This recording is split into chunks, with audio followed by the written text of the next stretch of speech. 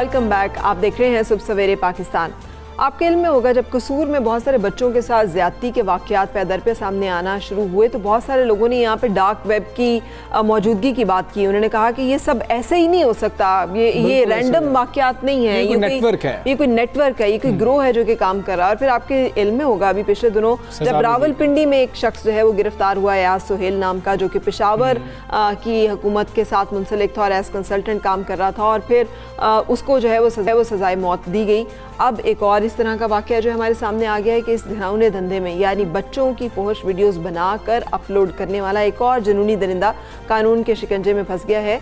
और ये FIA गुजरांवाला के साइबर क्राइम विंग्स ने नारोवाल से चाइल्ड पोर्नोग्राफी में मुलविस मुलजिम को गिरफ्तार किया। बिल्कुल ऐसे ही है। Deputy director cyber crime wing Gujranwala के मुताबिक मुलजिम के बारे में ब्राज़ील से इंटरपोल के जरिए मालूमात भिजवाई गई थी। क्या मालूमात भिजवाई गई थी, कार्रवाई कैसे की गई, कितना अरसा लग गया इसमें? हमारे साथ रफ़ीक मुगल मौजूद है, उनसे पूछें। रफ़ीक, बताइएगा ये पूरा मामला।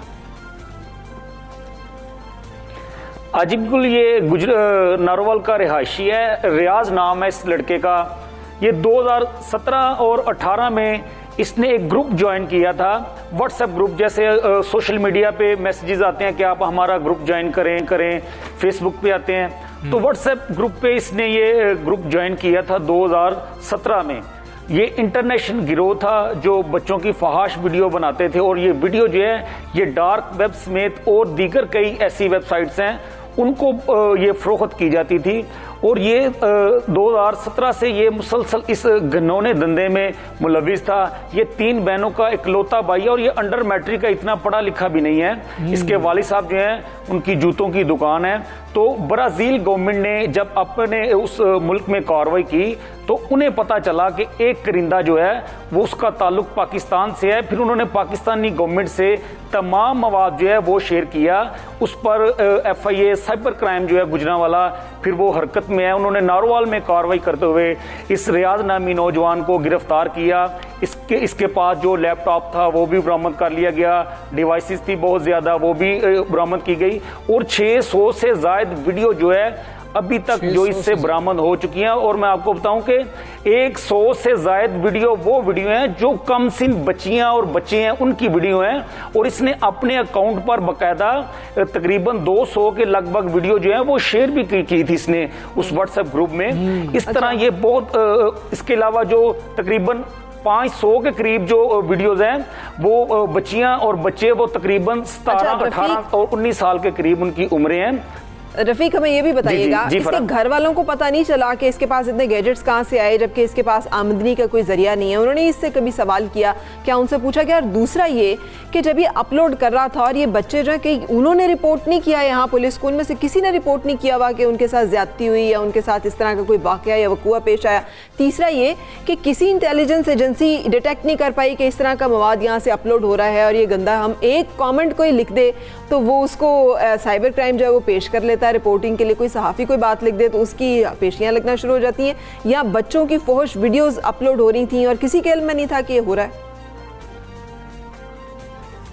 जी बिल्कुल फरा, ये जो पहला क्वेश्चन आपने किया है ये हमारे माशरे में ये अलमिया है कि हमारे जो वालदैन हैं ये बच्चों से पूछते नहीं कि इनके पास इनकम कहाँ से आ रही है, अच्छे अच्छे मोबाइल कहाँ से आ रहे हैं। ये बहुत बड़ा अलमिया हमारे माशरे में, ये वालदैन बिल्कुल ये नहीं पूछते। उसी वजह से फिर इस तरह के जो काम जो है, इस तरह के घिनौने धंधे में बच्चे जो हैं वो मुलविस होते हैं, फिर वो सारी ज़िंदगी के लिए जेलों में भी सड़ते हैं। और दूसरी बात जो आपने की कि ये बच्चों की वीडियो है, अच्छा ये इंटरनेशनल लेवल पे ये काम कर रहे थे। इसके पास ना सिर्फ पाकिस्तान की बल्कि दीगर ममालिक की भी बहुत सारी वीडियोस थी। ये एक बड़ा अहम करिंदा था, दूसरे ममालिक से भी ये वीडियोस जो हासिल की जाती थी, लेकिन किसी भी बिल्कुल इंटेलिजेंस ने कोई इस पे किसी को खबर नहीं हुई, कोई नोटिस नहीं लिया गया।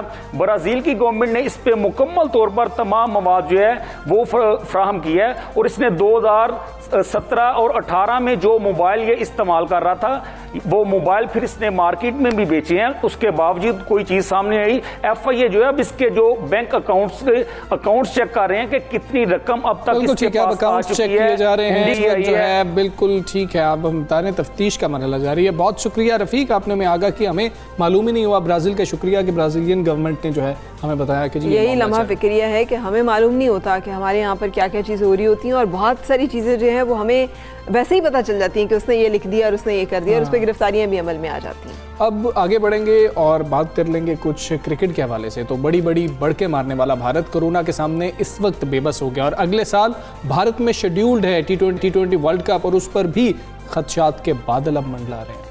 कहते हैं ना कि बड़े बोल से डरना चाहिए। सो ये इस वक्त हमारे सामने आ रहा है क्योंकि पाकिस्तान में हम PSL नहीं करवा पा रहे थे और ये बड़ी हमारी हर्जा सराई की जाती थी कि ये तो अपने मुल्क में अपना ही टूर्नामेंट नहीं इनेकाद कर सक रहे। लेकिन अब आलमी वबा की वजह से कोई भी मुल्क भारत में खेलना पसंद नहीं कर रहा।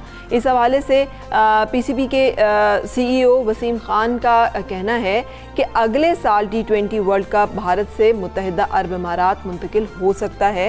ये उन्होंने एक इंटरव्यू में बताया। और अगर ये मुंतकिल हो गया तो पाकिस्तान को तो बहुत ज़्यादा आइडिया है, पाकिस्तान का एक्सपीरियंस है UAE में खेलने का, पाकिस्तान को इसका फ़ायदा भी हो सकता है। और एक इंटरव्यू में उन्होंने ये कहा कि कोरोना की वजह से गैर यकीनी सूरत हाल का कुछ अंसर अभी बाकी है। क्या कोरोना की वजह से भारत इस इवेंट की मेज़बानी करने की पोजीशन में होगा? तो उधर न्यूजीलैंड में मौजूद कौमी स्क्वाड की तीसरी कोविड-19 टेस्टिंग मुकम्मल हो गई है और नताइज के बाद कौमी स्क्वाड को ग्राउंड में ट्रेनिंग की इजाज़त भी मिल जाएगी, which is a good news. तो इस हवाले से हम बातचीत करेंगे और हमारे साथ हमारे क्रिकेट एक्सपर्ट मौजूद हैं। तारिक सईद साहब, thank you very much for joining us. Sir, हम जैसे बात कर रहे हैं क्रिकेट के हवाले से, तो बताइएगा कि बेयकीनी की इतलात जो है वो दुनिया क्रिकेट से भी आ रही हैं। कोविड की वजह से भारत से मेज़बानी छिनने का इम्कानात आप कैसे देखते हैं और आपके ख्याल में ये जो कोरोना वबा है इसमें वर्ल्ड कप भी इफ़ेक्ट होगा और वर्ल्ड कप जो है उसके जो शायकीन है, देखने के जो लोग मुंतज़िर हैं, उनको भी कोई मायूसी हो सकती है? देखिए, वर्ल्ड कप का जो इनेकाद है वो अब इतना आसान नहीं रहा भारत के लिए, क्योंकि अभी हाल ही में जो IPL थी उसके लिए बहुत इंतज़ार किया था भारत ने। वो टूर्नामेंट जो है मार्च के आखिर में शुरू होना था, लेकिन फिर सितंबर तक का इंतज़ार किया गया और आखिर ये फैसला किया गया कि उसको UAE में कराया जाए। तो उनके जो क्रिकेट ऑर्गेनाइजर्स हैं उन्होंने खुद भी एक प्रेसिडेंट तो सेट कर दी है अपना domestic tournament Dubai, Abu Dhabi और शारजा में कराकर। तो कोई हैरानी की बात नहीं होगी अगर वर्ल्ड T20 जो है उसको या तो मुलतवी कर दिया गया दोबारा या फिर ये जो टूर्नामेंट है UAE में करा दिया जाता है। जिस तरह ओलंपिक्स हैं वो भी हमने देखा है कि उनका भी इस साल इनेकाद नहीं हो सका और अगले साल भी ख़तरात के बादल जो हैं वो मंडला रहे हैं।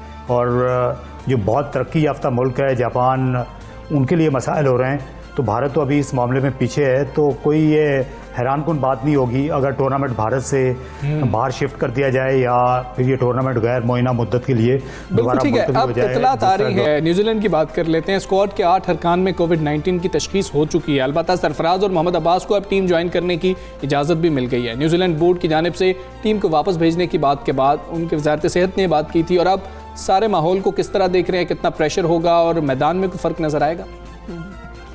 नहीं, पाकिस्तान टीम की डेफिनेटली वो तैयारी तो मुयस्सर होगी, मुतासिर होगी, लेकिन अब शायद जो पाकिस्तानी प्लेयर्स हैं वो आदी भी हो चुके हैं। इंग्लैंड में भी हालात जो थे उन दिनों खासे सख्त थे जिन दिनों टीम गई थी। सिर्फ फ़र्क ये था कि इंग्लैंड जाते हुए वो चार्टर्ड एक तैयारा था जो कि PCB ने वो पाकिस्तान टीम को फ़राहम किया था। लेकिन यहाँ क्योंकि मुख्तलिफ़ मकामात से, मुख्तलिफ़ एयरपोर्ट से टीम को गुजरना पड़ा न्यूजीलैंड पहुँचने के लिए और क्राइस्ट चर्च में जो उनकी आखिरी मंजिल थी, तो इसलिए प्लेयर्स जो हैं वो रास्ते में भी एक्सपोजर हुआ है उनका। तो मुमकिन है कि ये एक वजह हो कि ये जो पॉजिटिव रिपोर्ट्स आ रही हैं वहाँ से पॉजिटिव रिजल्ट्स की। तो और मामला तारिक साहब, बहुत शुक्रिया, आप सबसे पहले पाकिस्तान से बात कर रहे हैं और हम आपसे इजाज़त चाहेंगे। लेकिन जैसे आपको हमने बताया है कि एक नारोवाल से इस तरह का घिनौने फेल में मुलविस शख्स पकड़ा गया। अपने बच्चों पर नज़र रखें और उनकी खुसूसी हिफाजत का खुद बंदोबस्त करें। हम दोनों को इजाज़त दीजिए। अल्लाह हाफ़िज़।